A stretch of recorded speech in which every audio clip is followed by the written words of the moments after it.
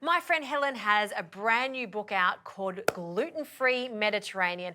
All the lovely Mediterranean food we love, that's gluten-free. Fantastic. Absolutely, and you're going to love this recipe What are we today. making? So this is a semolina, or it's traditionally a semolina soaked cake called Revani, but we're making it gluten-free. So we're going to replace the semolina with polenta because polenta's got that same gritty texture. I love so that. you don't even realise you're eating a polenta cake instead of a semolina cake, so it works a treat. Genius, genius. All right, so what's first? So I like to start with the syrup first, Jazzy, because the golden rule with syrup cakes is cold syrup, hot cake, cold syrup. You can't have both temperatures equal, otherwise a cake will turn to mush. So we'll start with the syrup. So we add equal amounts of sugar and water. So we've got 1.5 cups of caster sugar here, and we're going to add 1.5 cups of water.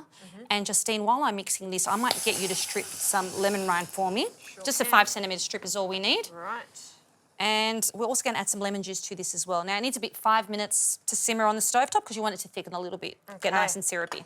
And do I smell orange blossom water? Yes, you certainly do. It's right over there. We're going to add it in after we've simmered our syrup because if we add it in now, it's going to evaporate. So orange blossom gives it those beautiful citrusy, aromatic notes. You can use orange blossom. You could even use rose water if you like. Yeah. Now, for some people, it's polarising. They don't like those flavours. You can leave it out. But I really love it. I think it makes it really fragrant. So, Josie, I'm just going to let that simmer for 5 minutes. Why don't we go over to the cake? So I'll get you to beat the butter and sugar for 5 minutes until it's nice, light and fluffy. Okay. Now, once that's light and fluffy, we're going to add our other wet ingredients. So we've got egg yolks here. We've separated them from the whites. We're going to whip the whites to get them nice and light and fluffy, so that makes our cake light and fluffy. And then we're going to add some Greek yogurt and some vanilla before we add our dry ingredients. Sounds good.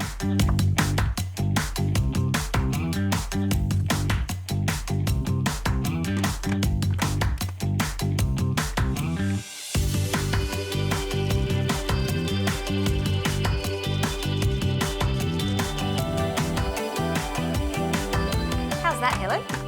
Yeah, that's looking good. Look, it's okay if it splits a little. It'll come together when we add the dry ingredients. Okay. So I'll zest the lemon while you add the dry ingredients. Why don't we start with the gluten-free plain flour? All right. So with gluten-free plain flour, can you just substitute it with normal plain flour, wheaten flour, or is there a science behind it? You've sort of got to do a bit of trial and error. Look, it really depends on the recipe. Some recipes you can do a straight swap. Yes. Other recipes you may need to add extra baking powder just to give it an extra lift or some extra eggs to add some moisture. So it depends on the recipe. It's recipe dependent. Exactly. And then we've got some polenta here.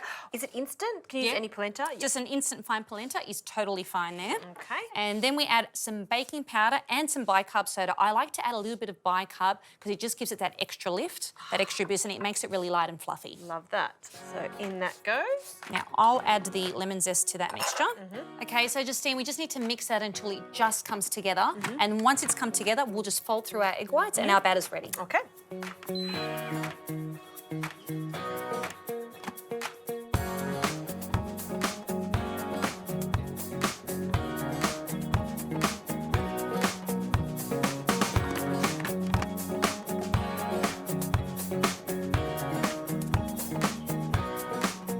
Okay, so that batter can go straight into that tin now. Okay. Oh, it looks good. Very nice. Aerated. Yeah, it's really important that you do mention that it does split there for a moment, but when you mix it all together, it comes back to life. Yeah, it certainly does. And our syrup's cool too now, so I'm just going to add that orange blossom in so that flavour's ready. Now, once that batter goes in, Juzzy, what we're going to do is we're going to score the batter and add our almonds on top so we get those beautiful diamond patterns. You can do a diamond shape, you can do a square. It's quite versatile, whatever you like.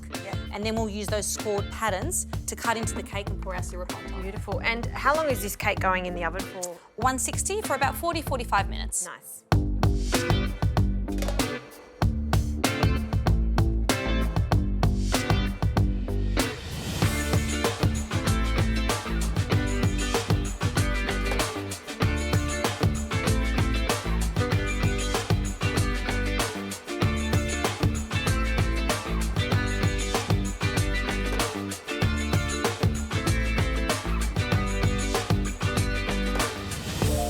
Okay, Justine, so we've re-scored the cake. You've got to score it again when it comes out of the oven because it does puff and rise. And then we've poured that syrup on top and it's been resting for 1 hour. So that beautiful syrup has soaked into the sponge now. Did you want to remove the collar and have a look at it? Yes, please. And it is so crucial to allow that to sit and soak for that 1 hour, right? Absolutely. Because it'll just go everywhere.